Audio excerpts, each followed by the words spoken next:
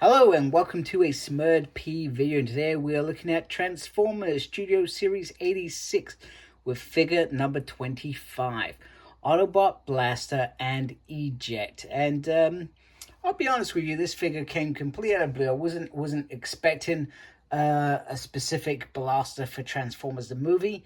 Let's be honest, we've seen quite a few of them. He was released with Kingdom. Then Legacy, he got another one with them. Then he was released as a Shattered Glass variant. And then obviously we had the the Headmaster's version of Billy. And finally they've come about saying, well, actually, those first two blasters, which were pretty cool, let's be honest, were not the definitive blaster. So let's look at the side. Usual nice 86 there. The two Blaster and Rewind. Decepticon Shuttle Ambush. So this is hopefully a different one. So Blaster transforms into in 20 stages, whereas Rewind changes in 8. Let's have a closer look inside after looking at that final bit of art for this Voyager class figure. So here is Blaster out of the packaging. I think the biggest thing about this re-release is this chest piece looks absolutely wonderful.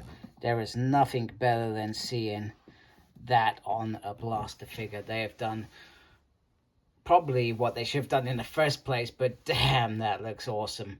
I absolutely love that. The head sculpt looks pretty cool. He's got the white piece here. I'm not going to pretend to try and remember if that's how he looked in the movie, to be honest with you.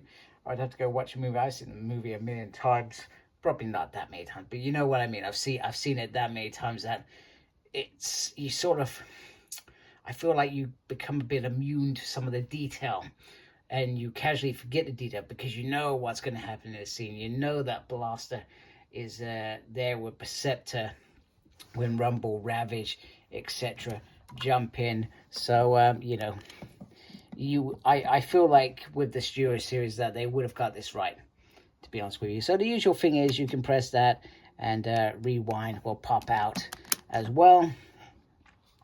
Nice detail as always on the body and the transformation. I'm looking forward to that. I really do enjoy transforming this fella. Well, I've done it so many times. You know, it's a great deal of fun. I mean, you can already see some of the cool detail on there. He obviously comes with his trusty gun, which is specific to Blaster, which I'm glad that he has that as well. And a nice sort of grayish color. Looks absolutely really nice. I think, and you can see in there, he's got nice blue eyes as well. Looks great. So you could obviously take Rewind out as well. And this is him in cassette mode, like that. And he probably is the easiest to transform. He says why struggling off camera to change him around. I will just do it off camera. But let's have a closer look at Rewind. Yeah, so I really should be ashamed of that performance. That was terrible, because this is the easiest Transformer to change. I'm not sure why I decided to think, oh my goodness, what on earth am I doing? But, you know, we've had this figure once again a good few times, and he's all right. He's very simple, let's be honest, very simple. But I think he does the job in terms of articulation. He's got a bit of head movement on there. You can move the arm all the way around. Get a little bit of movement there, like so. Nothing on the waist, but you do have some movement there. Trouble is, because there's no real feet there, it is obviously going to be difficult to pose him onwards. In terms of Blaster, head can go all the way around quite nicely. Get a nice motion off the head. Arm can go round, can still lift up like so. No real articulation because of the way the hand transforms. You can go all the way around with that waist if you like. You can do the full splits. Now you do have a skirt at the back, so if you do want to get that like that, you are going to have to move like so. Swivel on the thigh, nice lift up like so, and then a little bit of movement on the foot. So there we go. Some nice articulation there for you as you pose your Transformer. So without ado, I will transform him off camera and not embarrass myself at all. Here is the backdrop, and I'm a little bit more disappointed. I'm never a fan of the backdrops, but I thought it was going to focus on the satellite there in the background rather than it just being the Autobot city battle. And I feel like we've seen this before. I could be speaking out of turn, but I swear we've seen this before. I don't know why they just didn't focus either perhaps on that room or that tower in particular. It seems a bit bizarre considering what Blast in that movie probably reminds us all of is that scene quite clearly. So hey, it isn't my choice, and you know, I guess if they can reuse backdrops, they just do it. But never a fan of these. Certainly not a fan at the moment, even less so. Easily by far one of my most enjoyable transformations of a figure. It's so smooth and it works really, really great. And as I sort of pointed out in the robot mode, just simple things like this being colored, although I find it bizarre that that's not being colored. It's a bit weird, considering they did this sign and they just, well, what the hell, we just don't need to do anything else. So a bit lackluster on the color front with this alt mode. And you got to remember, this is like one dimension, because if you turn around to the back, there's not much there, so to speak. I always felt like they should have done like they did with the Masterpiece Tracks. They did like a little blaster. Surely somebody could have just paid the car for some of those and thrown that in there, because that would have made this like the perfect set, in my opinion. Anyway, very, very nice and simple. You can obviously put the tape cassette in as well, because you can open it like so.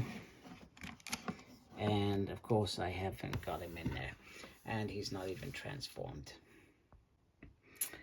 And a little bit better, you can simply press it or not, and it should pop out, and you can see that just sort of sits in there nicely. I don't think I've transformed him right, which seems to be the topic of the day. Anyway, with I won't keep you any longer. I really like this figure a great deal, and I actually struggled getting him. I got him a little bit later than perhaps many. I missed out when he suddenly just appeared out of nowhere, and the only place that I could get it online on any online toy stores was actually Zavvi, which is not a place that I usually go to for Transformer toys. Other than that, you are perhaps paying a little bit more on eBay by the time I release this review, which isn't very good at all. I'm just not sure whether he just came in low numbers. Maybe people thought, well, we've released a few of these, let's just release a little bit and just see if there is interest, and then maybe we'll release some more. Who knows with Hasbro? They do some weird stuff at times. Anyway, that is my review of Blaster. Great figure. I really still love this mold a great deal. And if you're a Transformers the movie '86 fan, this is a must for your collection as far as I'm concerned. This isn't even debatable. Blaster played a pivotal role in the earlier scenes of that movie. Of course, he just ended up staying on Autobot City, which why Perceptor went off, which I always thought was a bit weird. But hey ho, it is what it is. Let me know what you think in the comments. If you like my channel, please subscribe. I'd really appreciate it. Thank you to everybody that is subscribed to my channel. Thank you for watching. Please look after yourself. Very important these days. And as always, embrace geekiness. Take care. Goodbye.